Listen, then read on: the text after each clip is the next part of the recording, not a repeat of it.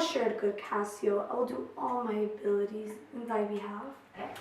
Do, madam, do it. Praise my husband as if the cause were his. Well, that's an honest fellow. Do not doubt, Cassio, but I will have my lord in you again, as friendly as you were. Bounteous madam, whatever shall become of Michael Cassio, he was never anything but your true servant. I note, I thank you. You do love my lord. You have known him long, and be you well assured, he shall in strangeness stand no farther off than in a politic distance.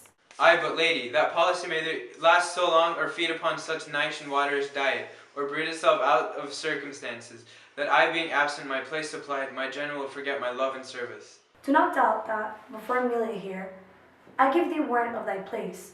Assure thee, if I do vow friendship, I'll perform it to the last article. My lord shall never rest. I'll watch him tame and talk him out of patience. His bed shall seem a school, and his board a shrift. I'll intermingle everything he does with Cassio's suit. Therefore be merry, Cassio, for thy solicitor shall rather die than give thy cause away. Madam, here comes my lord. Madam, I'll take my leave. Why, stay and hear me speak. Madam, not now, I'm very ill at ease, unfit for mine own purposes. Well, to your discretion. I like not that. What dost thou say? Nothing, my lord, or if I know not what. Was not that Cassio parted from my wife? Cassio, my lord? No, sure, I cannot think that it was he who would steal away so guilty like seeing your coming. I do believe, Cassie. How now, my lord? I've been talking with a suitor here, a man that languishes in your displeasure. Who is it you mean? Why, your lieutenant Cassio, good my lord. If I have any grace or power to move you, his present reconciliation take. For if he be not one that truly loves you, that errs in ignorance, and not in cunning, I have no judgment in an honest face. I prithee, call him back. Went he hence now? Yes, faith, so humbled that he hath left part of his grief with me, to suffer with him. Good love, call him back. Not now, sweet Desdemona, some other time. But shalt be shortly? The sooner, sweet, for you. Shalt be tonight at supper? No, not tonight. Tomorrow dinner then. I shall not dine at home. I meet the captains at the citadel. Tell me, Othello, I wonder in my soul what you would ask me that I should deny, or stand so mammering on. What, Michael Cassio? That came a wooing with you, and so many a time when I have spoke of you dispraisingly, hath ta'en in your part to have so much to do to bring him in. Bar lady, I could do much. Prithee no more. Let him come when he will. I will deny thee nothing. Why, this is not a boon. 'Tis that I should entreat you wear your gloves, or feed on nourishing dishes, or keep you warm, or suit to you to do a peculiar profit to your own person. Nay, when I have a suit, wherein I mean to touch your love indeed, it shall be full of poise and difficult weight, and fearful to be granted. I will deny thee nothing. Run, I do beseech thee, grant me this, to leave me but a little to myself. Should I deny you? No, farewell, my lord. Farewell, my Desdemona. I'll come to thee straight. Amelia, come. Be as your fancies teach you. Whatever you be, I'm obedient.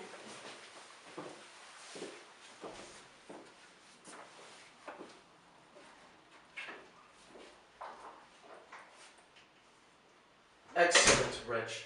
Perdition catch my soul, but I do love thee. And when I love thee not, chaos is come again. My noble lord, What dost thou say, Iago? did Michael Cassio, when you wooed my lady, know of your love? He did, from first to last. Why dost thou ask? But for the satisfaction of my thought, no further harm. Why of thy thought, Iago? I did not think he had been acquainted with her. Oh yes, and went between us very oft. Indeed? Indeed, indeed. Discernest thou aught in that? Is he not honest? Honest, my lord? Honest? Honest. My lord, for aught I know. What dost thou think? Think, my lord? Think, my lord?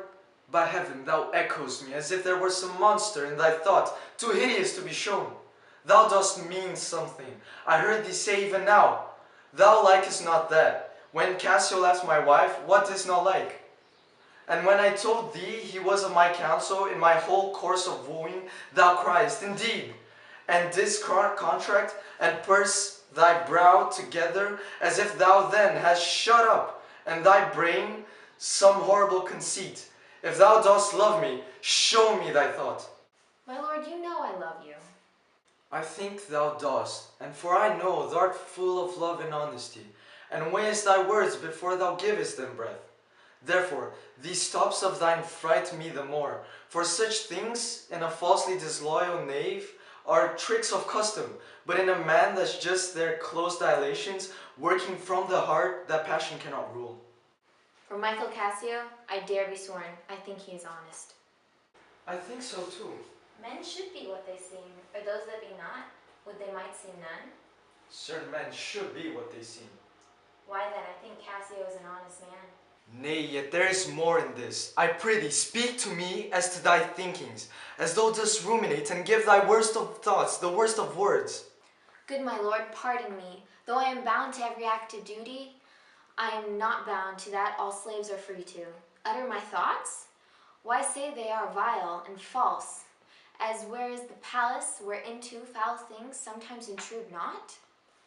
Who has that breast so pure, but some uncleanly apprehensions keep leets and law days in session sit with meditations lawful? Thou dost conspire against thy friend, Iago, if thou but thinkst him wronged, and makest his ear a stranger to thy thoughts. I do beseech you, though I perchance am vicious in my guess, as I confess it is my nature's plague to spy and to abuse, and oft my jealousy shapes faults that are not, that your wisdom then from one that is so imperfectly conjects would take no notice, nor build yourself a trouble out of his scattering and unsure observance. It were not for your quiet, nor your good, nor for my manhood, honesty, and wisdom, to let you know my thoughts. Zounds, what dost thou mean? Good name in man and woman, dear my lord, is the immediate jewel of their souls, who steals my purse, steals trash. 'Tis something, nothing. 'Twas mine, 'tis his, and has been slave to thousands. But he that filches from me my good name robs me of that which not enriches him, and makes me poor indeed. By heaven, I'll know thy thoughts. You cannot, if my heart were in your hands, nor shall not, whilst it is in my custody. Huh? Oh, beware, my lord, of jealousy. It is the green-eyed monster which doth mock the meat it feeds on. That cuckold lives in bliss, who, certain of his fate, loves not his wronger. But oh, what damned minutes tells he, or what dotes, yet doubts, suspects, yet strongly loves. Oh, misery. Poor and content is rich, and rich enough, but riches fineless is as poor as winter. To him that ever fears he shall be poor. Good God, the souls of all my tribe defend from jealousy. Why is this? Thinkst thou I'd make a life of jealousy? To follow still the changes of the moon with fresh suspicions? No, to be once endowed is to once be resolved. Exchange me for a go, when I shall turn the business of my soul to such exsufflicate and blown surmises, matching thy inference. 'Tis not to make me jealous, to say my wife is fair, feeds me well, loves company, is free of speech, sings, plays, and dances well. Where virtue is, these are more virtuous. Nor my known weak merits will I draw the smallest fear, or doubt of her revolt, for she had eyes, and chose me. No, Iago, I'll see before I doubt. When I doubt, prove, and on the prove, there is no more. But this, away at once with love or jealousy. I'm glad of this, for now I shall have reason to show the love and duty that I bear you with franker spirit. Therefore, as I am bound, receive it from me. I speak not yet of proof, but look to your wife, observe her well with Cassio. Were your eyes thus, not jealous nor secure, I would not have your free and noble nature out of self-bounty. Be abused, look to it. I know our country disposition well. In Venice they do let God see the pranks they dare not show their husbands. Their best conscience is to not leave it undone, but to keep it unknown. Dost thou say so? She did deceive her father when marrying you, and when she seemed to shake and fear your looks, she loved them most. And so she did. Why go to then? She that so young could give up such a seeming to seal her father's eyes up as close as oak. He thought 'twas witchcraft, but I am much to blame. I humbly do beseech you of your pardon, for too much loving you. I am bound to thee forever. I see this hath dashed your spirits a little. Not a jot, not a jot. Ay, faith, I fear it has. I hope you will consider what is spoke comes from my love, but I do see you're moved. I am to pray you are not to strain my speech to grosser issues, nor to larger reach than to suspicion. I will not. Should you do so, my lord, my speech should fall into such vile success, as my thoughts aim not at. Cassio is my worthy friend. My lord, I see you're moved. No, not much moved. I do not think but Desdemona's honest. Long live she so, and long live you think so. And yet, how nature erring from itself.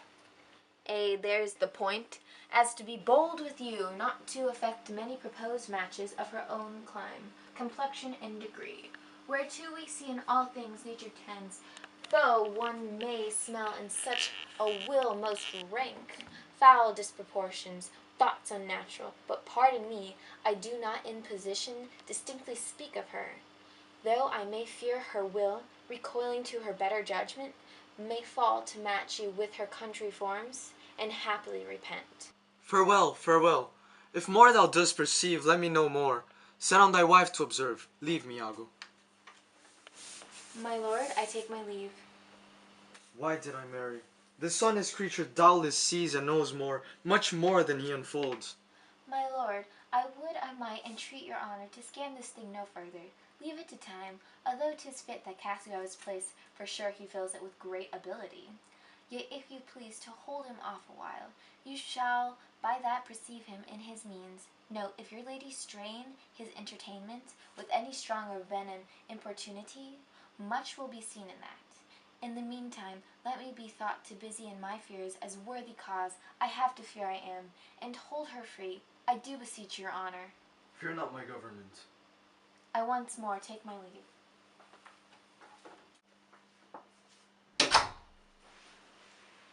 This fellow's of exceeding honesty, and knows all qualities with the learned spirit of human dealings. If I do prove her haggard, though that her jesses were my dear heartstrings, I'll whistle her off, and let her down the wind to prey at fortune. Happily, for I am black, and have not those soft parts of conversation that chamberers have, or for I am declined into the vale of years, yet that's not much, she's gone.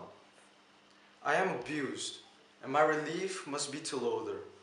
O curse of marriage, that we can call these delicate creatures ours, and not their appetites. I'd rather be a toad, and live upon the vapor of a dungeon, than keep a corner in the thing I love for others' uses. Yet, 'tis the plague of great ones, prerogatived are they less than the base. 'Tis destiny unshunnable, like death. Even when this forked plague is fated to us when we do quicken. Look where she comes. If she be false, oh then heaven mocks itself. I'll not believe it. How now, my dear Othello? Your dinner and the generous islanders by you invited do attend your presence. I am to blame. Why do you speak so faintly? I have a pain upon my forehead, here. Faith, that's with watching, 'twill away again. Let me but bind it hard. Within this hour it will be well. The napkin is too little, let it alone. Come, I'll go in with you.